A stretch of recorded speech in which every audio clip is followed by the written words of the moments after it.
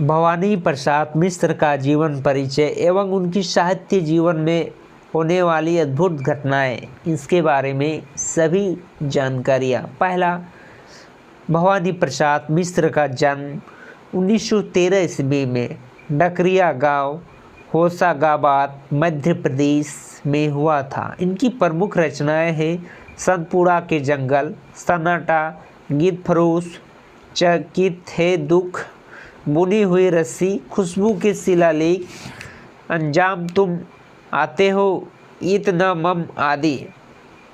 भवानी प्रसाद मिश्र की प्रमुख सम्मान, साहित्य अकादमी पुरस्कार मिला, मध्य प्रदेश शासन का शिखर सम्मान, दिल्ली प्रशासन का गालिब पुरस्कार एवं पद्मश्री से अलंकित किया गया। उनकी मृत्यु 1985 ईस्वी में हुई थी।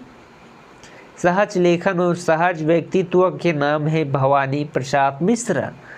कविता और साहित्य के साथ साथ राष्ट्रीय आंदोलन में जिन कवियों की सक्रिय भागीदारी थी, उनकी ये प्रमुख है। गांधीवाद की अवस्था करने वाला मिश्र जी ने गांधी पटमय के हिंदी खंडों का प्रतिपादन कर कविता और गांधी जी के बीच सेतु का काम किया है। भवानी प्रसाद मिश्र की कविता की सहज लय की कविता है, जिसकी इस सहजता का संबंध गांधी के चरखे की लय से जुड़ता है, इसीलिए उन्हें कविता का गांधी भी कहा जाता है। मिश्र जी की कविताओं में बोलचाल की गंधांश से लगता है कि वाक्य विन्यास को ही कविता में बदल देने की अद्भुत क्षमता है। इसी कारण उनकी कविता सहज और लय से अधिक करीब है। भवानी प्रसाद मिश्र जिस विषय को उठाते हैं उस घरेलू बना लेते हैं। आंगन का पौधा, शाम और दूध दिखती पहाड़ की नीली चोटी भी जैसे परिवार का एक अंग हो जाता है।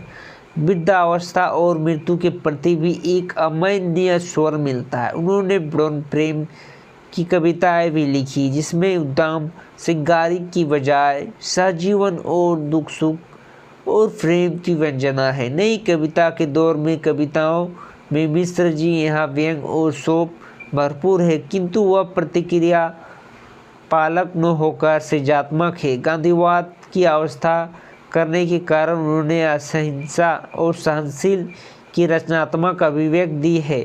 घर की याद कविता में गम के मर्म का उद्घाटित है। कवि को जेल प्रवास के दौरान घर की विस्थापन का पीड़ा सहलाती है। कवि के स्मृति संसार में उनकी परिजन एक एक कर शामिल होते चले जाते हैं। घर की अवधारणा का सार्थक और मर्मिक याद कविता की केंद्रीय संवेदना है। ये थी भवानी प्रसाद मिश्र का जीवन परिचय एवं साहित्यिक रचनाएं।